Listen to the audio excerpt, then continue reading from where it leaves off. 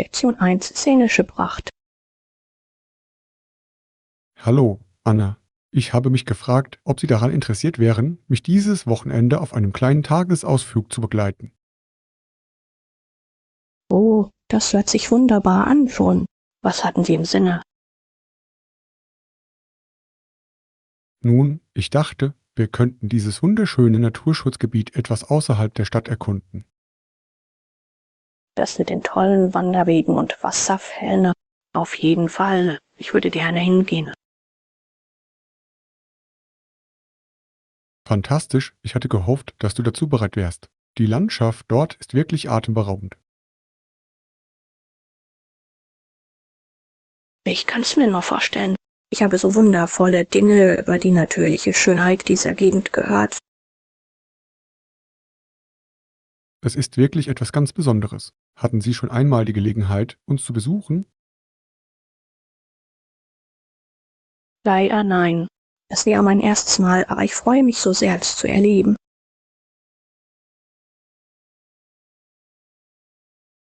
Dann erwartet Sie ein wahrer Leckerbissen.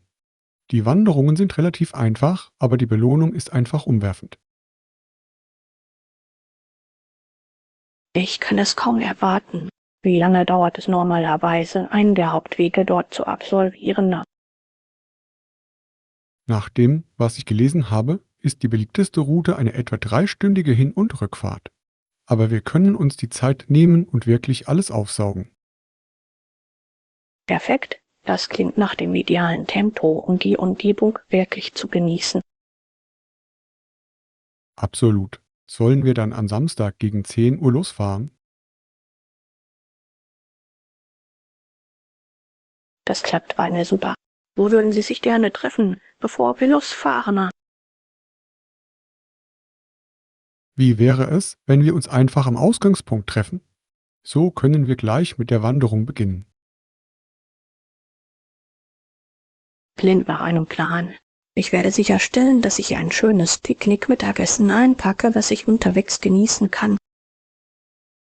Ausgezeichnete Idee. Okay, dann ist alles erledigt. Ich freue mich wirklich darauf, Anna.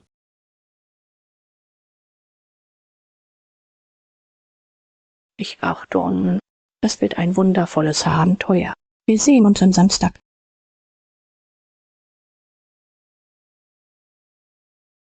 Absolut. Ich kann es kaum erwarten. Ich wünsche Ihnen eine tolle Restwoche. Lektion 2 Strukturierte Produktivität. Morgen, Anna. Ich wollte mit Ihnen über etwas sprechen, das mir in letzter Zeit sehr geholfen hat. Oh, erzähl es. Ich bin immer gespannt auf neue Produktivitätstipps und Tricks.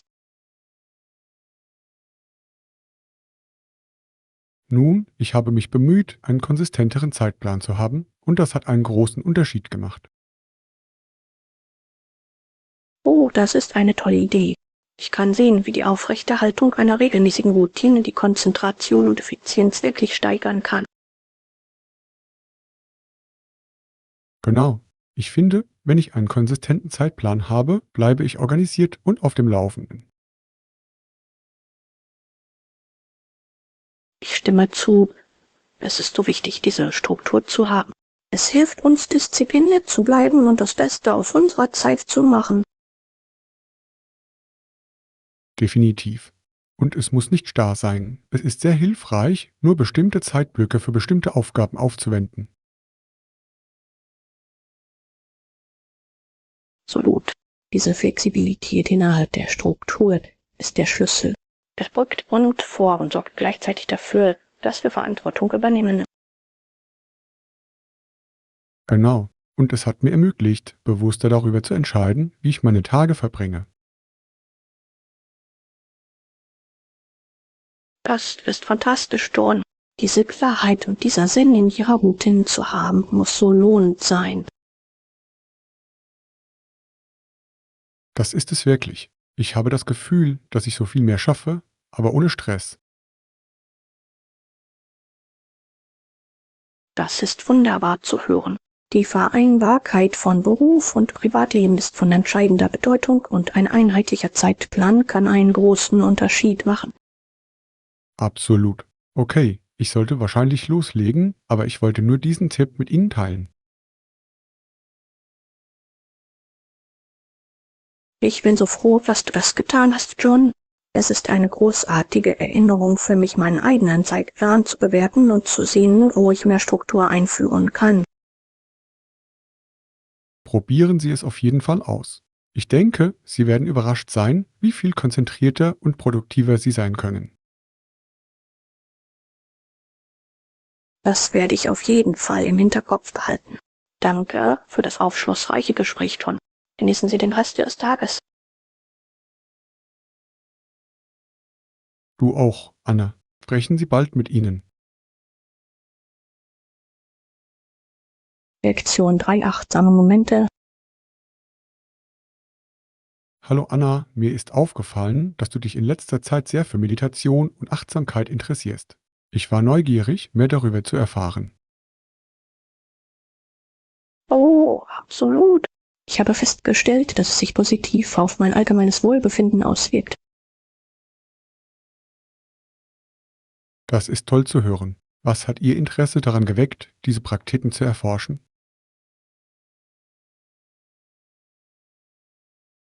Nun, ich fühlte mich etwas überfordert und ausgebrannt, also beschloss ich, mehr Achtsamkeit in meine Routine zu integrieren. Ich verstehe, das macht sehr viel Sinn. Ich kann mir vorstellen, wie nützlich das in stressigen Zeiten wäre.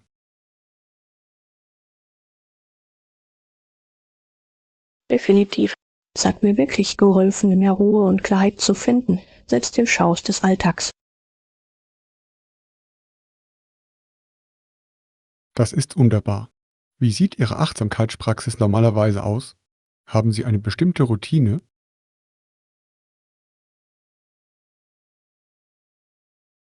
Ich versuche jeden Tag mit einer kurzen Meditationssitzung zu beginnen, auch wenn sie nur 10-15 Minuten dauert.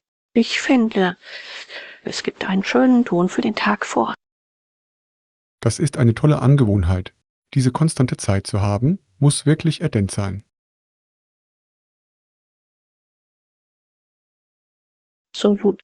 Und normalerweise zünde ich ein paar Kerzen an, benutze eine Yogamatte und vielleicht ein paar ätherische Öle, um eine beruhigende Atmosphäre zu schaffen. Das klingt nach der perfekten Vorbereitung für einen friedlichen, achtsamen Moment.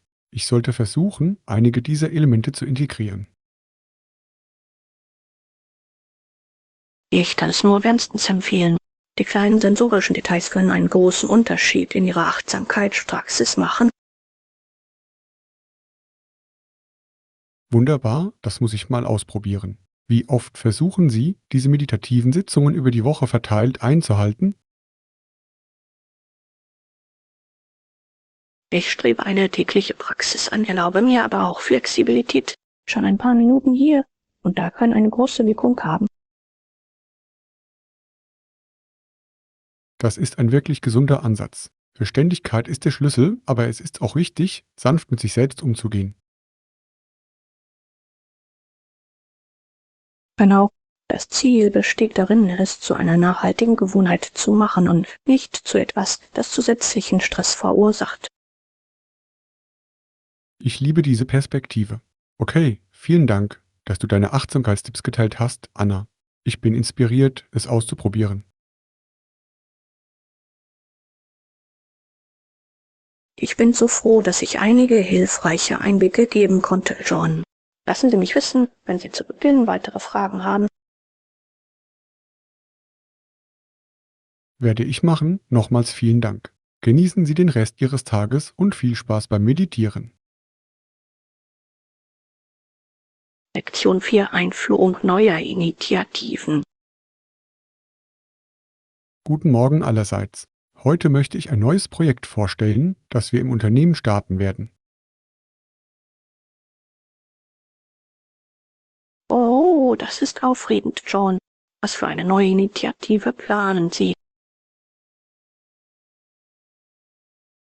Nun, nach viel Planung und Recherche haben wir beschlossen, uns auf die Ausweitung unserer Nachhaltigkeitsbemühungen zu konzentrieren.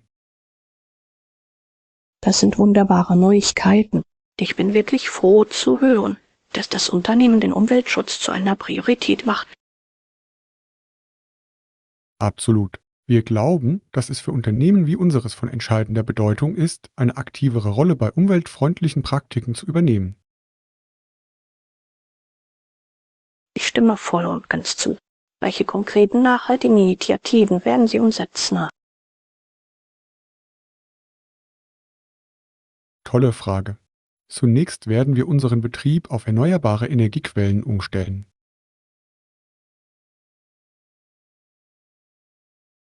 Das ist ein fantastischer erster Schritt. Heutzutage ist es so wichtig, den CO2-Fußabdruck des Unternehmens zu reduzieren. Definitiv. Wir beabsichtigen außerdem, unsere Abfallmanagement- und Recyclingprogramme zu überarbeiten. Hervorragend, das sind alles wichtige Bereiche, die angegangen werden müssen. Ich bin wirklich beeindruckt vom Umfang dieses Projekts. Danke, Anna. Wir hoffen, dass diese Veränderungen nicht nur der Umwelt zugutekommen, sondern auch unsere Mitarbeiter und Kunden inspirieren. Ich bin mir sicher, dass Sie das tun werden. Ein starkes Beispiel für die soziale Verantwortung von Unternehmen zu geben, ist sehr wirkungsvoll. Genau. Okay, ich werde Sie und den Rest des Teams auf jeden Fall über den Fortschritt dieser Initiative auf dem Laufenden halten. Bitte tu es, John. Ich bin wirklich gespannt auf die positiven Ergebnisse dieser Nachhaltigkeitsbemühungen.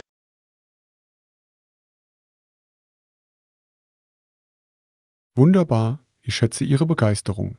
Okay, ich sollte loslegen, aber danke für deine Zeit. Natürlich, John. Ich freue mich darauf, dieses neue Projekt auf jede erdenkliche Weise zu unterstützen. Habt noch einen schönen Resttag. Dir auch, Anna. Bis später. Lektion 5: Grüne Daumen wachsen lassen. Morgen, Anna. Ich wollte Sie über etwas im Zusammenhang mit meinem neuen Gartenprojekt informieren. Oh, ein Datenprojekt. Erzähle es doch, John. Gerne gebe ich Ihnen jeden Einblick, den ich kann.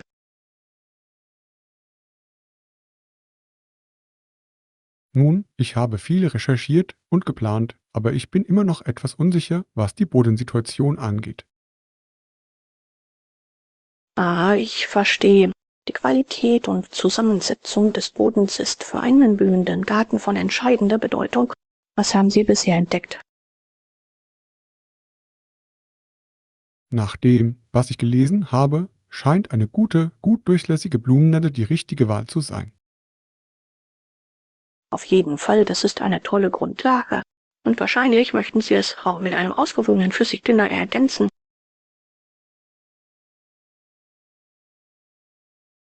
Guter Anruf. Ich habe mich über den Düngeraspekt gewundert. Welches Verhältnis sollte ich anstreben?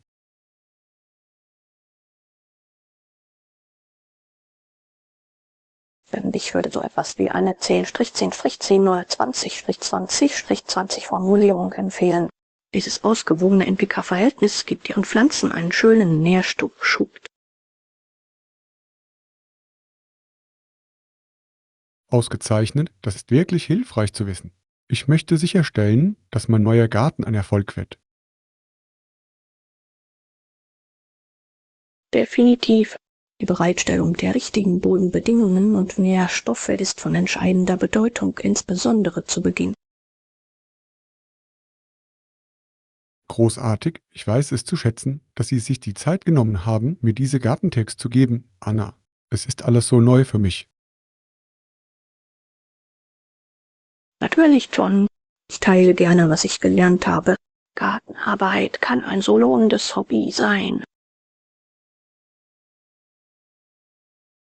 Ich freue mich sozusagen schon riesig darauf, mir die Hände schmutzig zu machen. Wie oft müssen Sie normalerweise düngen?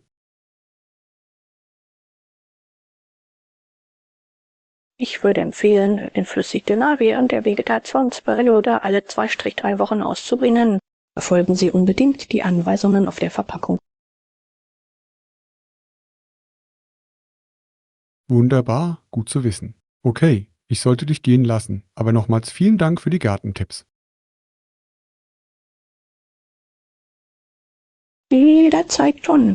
Ich bin gespannt, wie es mit der Einrichtung Ihres Gartens weitergeht. Viel Spaß damit.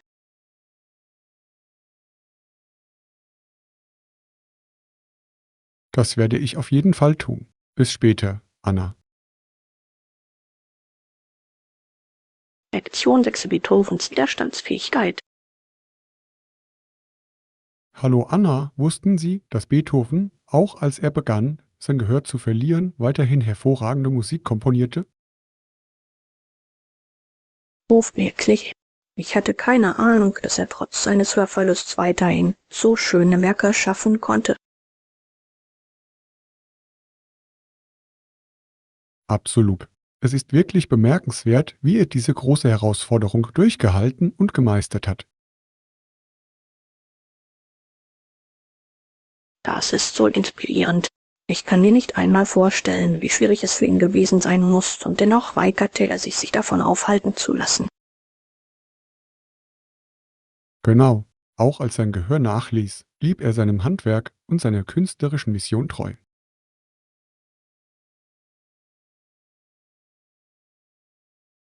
Diese Art von unerschütterlicher Entschlossenheit und Leidenschaft ist so bewundernswert. Es spricht wirklich von der Kraft des menschlichen Geistes. Kann dem nur zustimmen. Beethovens Geschichte ist ein Beweis für die Widerstandsfähigkeit des kreativen Geistes. Definitiv. Es zeigt nur, dass wahre Künstler auch im Angesicht von Widrigkeiten einen Weg finden, sich auszudrücken. Absolut. Trotz der körperlichen Einschränkungen, mit denen er konfrontiert war, entwickelte sich seine Musik weiter und war innovativ. Das ist wirklich beeindruckend. Glauben Sie, dass sein Hörverlust tatsächlich den Stil und die Emotionen seiner späteren Werke beeinflusst hatte? Das ist eine tolle Frage. Viele Wissenschaftler glauben, dass dies auf faszinierende und komplexe Weise der Fall war. Faszinierend. Ich würde gerne mehr darüber erfahren, wie seine persönlichen Kämpfe die Tiefe und Eindringlichkeit seiner Kompositionen geprägt haben. Ich auch. Es ist ein so fesselnder Teil seiner Geschichte als musikalisches Genie. Ich bin immer wieder beeindruckt von seiner Beharrlichkeit und seiner kreativen Brillanz.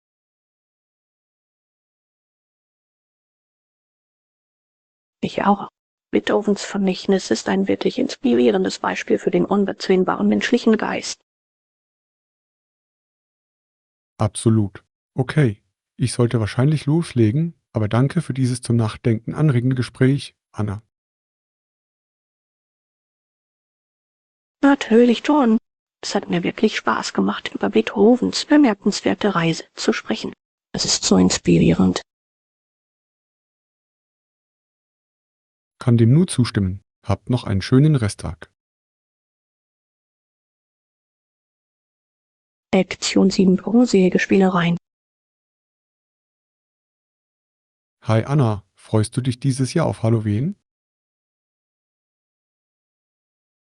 Darauf können Sie wetten. Ich liebe einfach den ganzen Spaß und die Kreativität, die diese Jahreszeit mit sich bringt. Ebenfalls. Es hat etwas so Skurriles und Verspieltes, sich in Kostüme zu kleiden.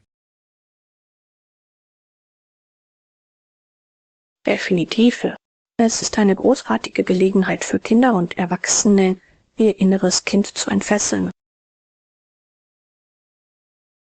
Absolut. Ich kann es kaum erwarten, all die cleveren und kreativen Kostümideen zu sehen, die den Leuten einfallen. Ich auch nicht. Als was hast du vor, dich dieses Jahr zu verkleiden? Hi Man, ich diskutiere immer noch ein paar Optionen, aber ich neige zu etwas Gruseligem und Geheimnisvollem. So faszinierend. Ein eindringliches, aber natürliches Thema könnte wirklich Spaß machen.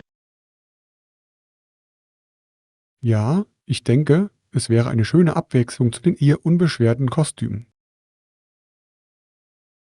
Sicher, Und sie würden in einer Menge voller Superhelden und Prinzessinnen auf jeden Fall hervorstechen.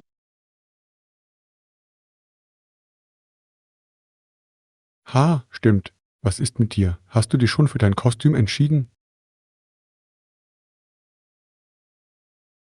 Ich denke darüber nach, dieses Jahr als Hexe zu spielen. Das schwarze Kleid, der spitze Hut und Barnakes wirken einfach zu perfekt. Ausgezeichnete Wahl. Das wird sicher ein Hingucker. Du musst mir ein Foto schicken, wenn du das komplette Outfit anhast.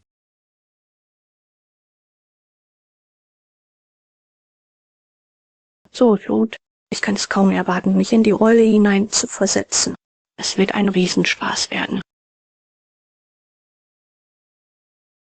Ich bin mir sicher, dass es so sein wird. Und das Beste daran ist, nachdem die Kinder ihre Kostüme angezogen haben, können sie Süßes oder Saures ausprobieren. Ja, die klassische Süßigkeitenjagd in der Nachbarschaft. Als Kind habe ich das immer geliebt. Ich auch. Es ist so eine lustige Tradition. Mir wird immer noch ein bisschen schwindelig, wenn ich all die kleinen Geister und Kobolde sehe, die von Haus zu Haus ziehen. Ach, ich auch. Es hat einfach etwas so Fröhliches und Nostalgisches. Definitiv. Okay, ich sollte dich wahrscheinlich gehen lassen, damit du deine Halloween-Planung fortsetzen kannst. Hört sich gut an.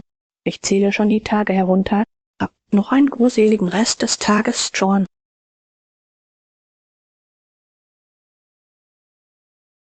Du auch, Anne. Ich kann es kaum erwarten, all deine witzigen Wege zu sehen. 6 und 8 freche Vorschläge. Hallo Anna, ich denke darüber nach, dieses Wochenende hausgemachte Pastas Auge zu machen. Habt ihr Rezeptvorschläge, die ich ausprobieren könnte? Oh, selbstgemachte Pasta-Sauge klingt köstlich. Ich habe ein fantastisches Familienrezept, das ich gerne mit Ihnen teilen würde. Das wäre großartig, Anna. Ich versuche immer, mein Repertoire in der Küche zu erweitern. Wunderbar. Okay, der Schlüssel zu einer wirklich geschmackvollen, authentischen Pastasauge liegt darin, mit hochwertigen, reifen Tomaten zu beginnen. Verstanden, das macht Sinn. Welche Art von Tomaten verwenden Sie normalerweise? Ich verwende gerne eine Mischung aus Pflaumen, Tomaten und einigen Kirsch- oder Traumtomaten für zusätzliche Süße. Das klingt nach einer tollen Balance. Was sind weitere unverzichtbare Zutaten? Als Basis sollten Sie auf jeden Fall ein paar Zwiebeln und Knoblauch anbraten. Dann füge ich gerne frisches Basilikum, Oregano und einen Schuss Rotwein hinzu.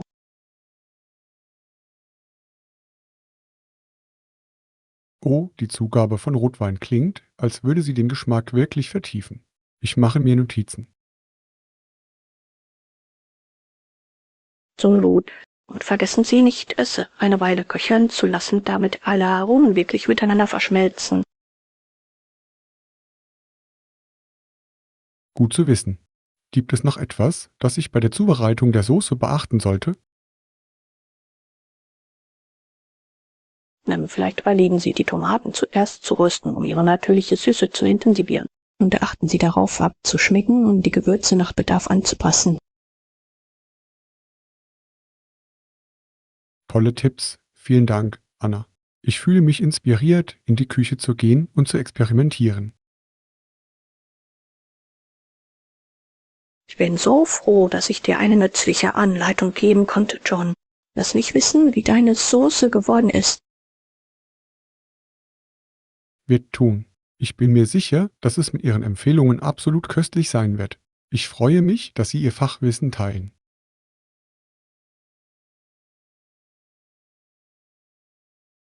Natürlich helfen wir gerne weiter.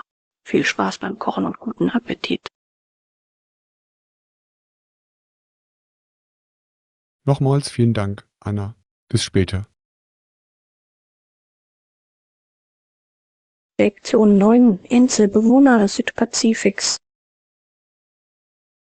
Hallo Anna, ich habe über die Ureinwohner der Marquesas und Tahiti im Südpazifik gelesen und fand ihre Geschichte wirklich faszinierend. Oh, das ist interessant. Was haben Sie über sie gelernt, das Ihnen besonders aufgefallen ist? Nun, soweit ich weiß, waren sie ein bemerkenswert großes und körperlich beeindruckendes Volk. Uff, das ist schon bemerkenswert.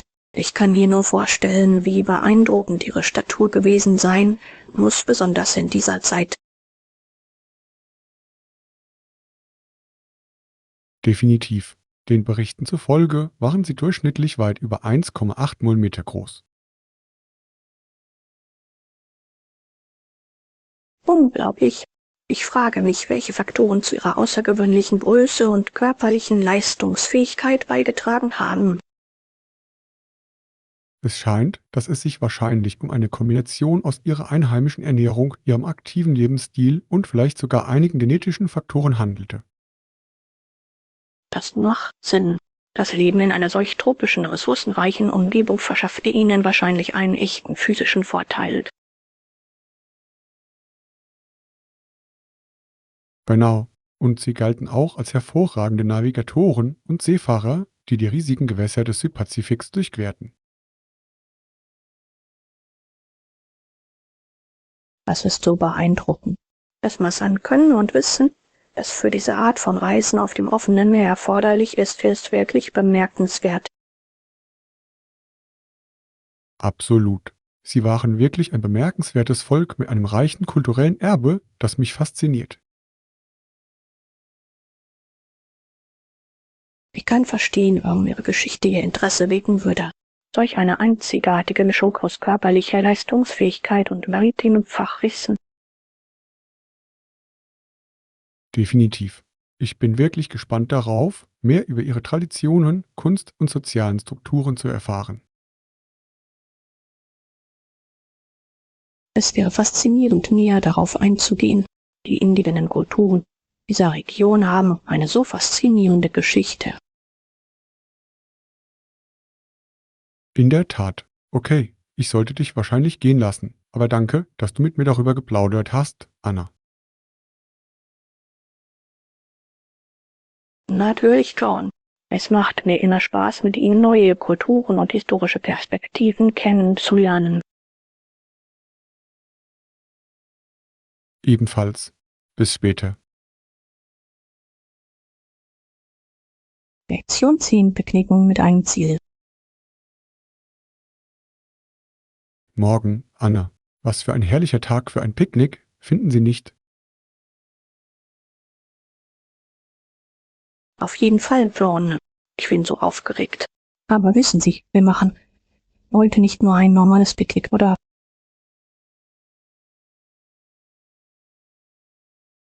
Genau, wir haben eine besondere Veranstaltung geplant. Ich freue mich wirklich darauf. Ich auch. Ich kann es kaum erwarten, an die frische Luft zu gehen und gutes Essen mit einem bestimmten Ziel zu genießen. Genau. Dies ist nicht eben ein Picknick. Wir nutzen es als Gelegenheit, der Gemeinschaft etwas zurückzugeben.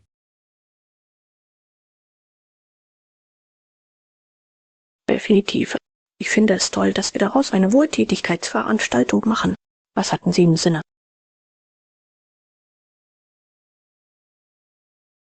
Nun, ich dachte, wir könnten etwas Zusätzliches essen und Vorräte einpacken, um es dem örtlichen Tierheim zu spenden. Wunderbare Idee. Ich bin mir sicher, dass Sie sich über die Unterstützung sehr freuen würden, insbesondere wenn das Wetter wärmer wird. Absolut. Und ich dachte auch, wir könnten alle gebrauchten Kleidungsstücke und Haushaltsgegenstände sammeln, die die Leute spenden möchten. Das ist brillant, John. Es ist eine großartige Möglichkeit, Ordnung zu schaffen und gleichzeitig den Bedürftigen zu helfen. Genau. Ich möchte, dass es bei diesem Picknick um mehr geht als nur um gute Gesellschaft und gutes Essen. Ich kann nur zustimmen. Es ist die perfekte Gelegenheit, ein wenig Freundlichkeit zu verbreiten und einen echten Unterschied zu machen. Definitiv. Okay, ich habe den Picknickkorb fertig gepackt und startklar. Sollen wir losfahren?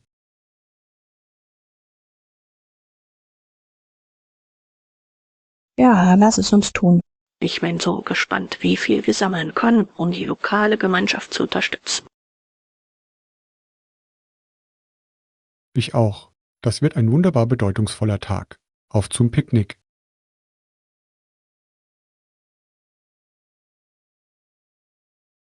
Lektion 11. Brainstorming für einen guten Zweck. Hallo Anna, ich wollte mit dir über die Idee sprechen, die wir letzte Woche besprochen haben. Oh, absolut, John. Ich habe viel darüber nachgedacht und bin wirklich gespannt darauf, einzutauchen.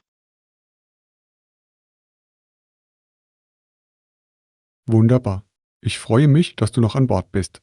Ich denke, das könnte ein wirklich wirkungsvolles Projekt sein.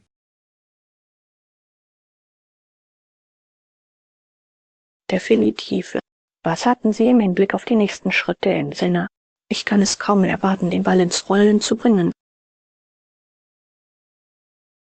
Nun, ich denke, das Erste, was wir tun sollten, ist, ein Treffen zu vereinbaren, um die Details zu konkretisieren und ein weiteres Brainstorming durchzuführen. Das klingt nach einem tollen Plan. Wann wäre es für Sie am besten? Ich habe nächste Woche fast jederzeit frei.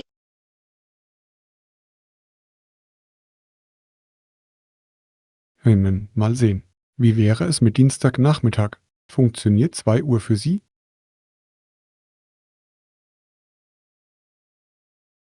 Perfekt, das funktioniert super für mich. Ich werde diese Zeit in meinem Kalender blockieren. Wunderbar. Ich freue mich wirklich darauf, tiefer in die Materie einzutauchen und einen soliden Plan auszuarbeiten. Jedenfalls, ich kann mir bereits vorstellen, welche positiven Auswirkungen diese Initiative haben könnte. Ich auch. Okay, ich werde Ihnen auf jeden Fall eine Besprechungseinladung mit allen Details zusenden. Hört sich gut an. Ich werde darauf achten. Das wird so spannend.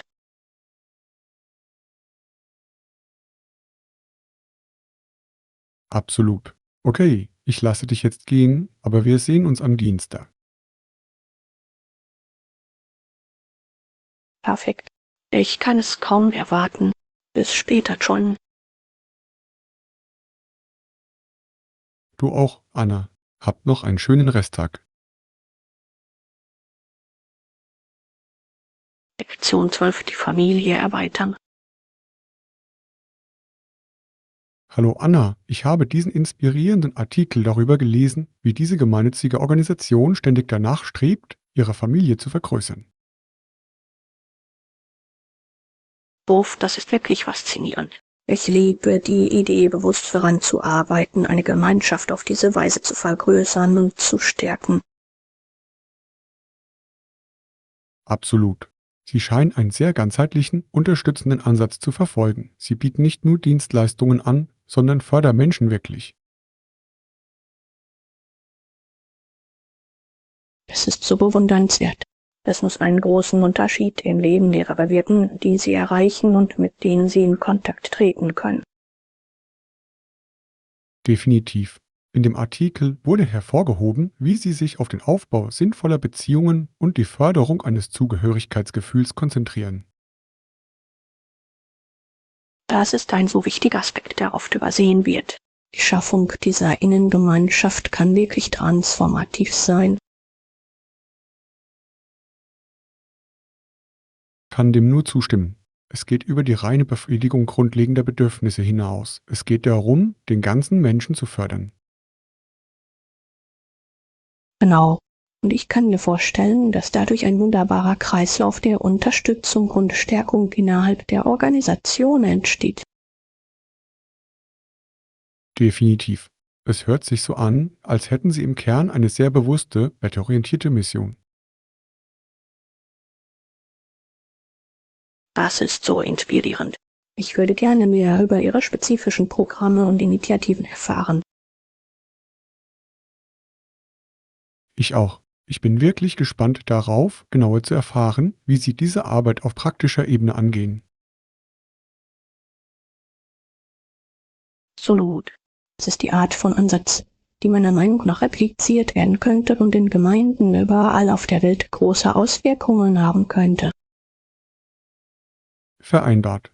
Ich fühle mich motiviert zu sehen, ob es in unserer Gegend ähnliche Organisationen gibt, mit denen wir möglicherweise zusammenarbeiten könnten. Das ist eine wunderbare Idee, John. Die Zusammenarbeit mit einer solchen Gruppe könnte unglaublich lohnend sein. Definitiv. Okay, ich muss etwas recherchieren und sehen, welche Optionen es gibt. Das war ein wirklich inspirierendes Gespräch. Ich bin so froh, dass du das mit mir geteilt hast, John. Es ist die Art von Geschichte, die einen wirklich an die Kraft der Gemeinschaft erinnert. Ich hätte es selbst nicht besser sagen können. Okay, ich sollte wahrscheinlich loslegen, aber ich weiß es zu schätzen, dass Sie sich die Zeit genommen haben, das mit mir zu besprechen. Natürlich jederzeit. Ich freue mich darauf, mehr darüber zu erfahren, was Sie in Ihrer Forschung finden. Wird tun. Ich wünsche dir noch einen schönen Rest des Tages, Anna.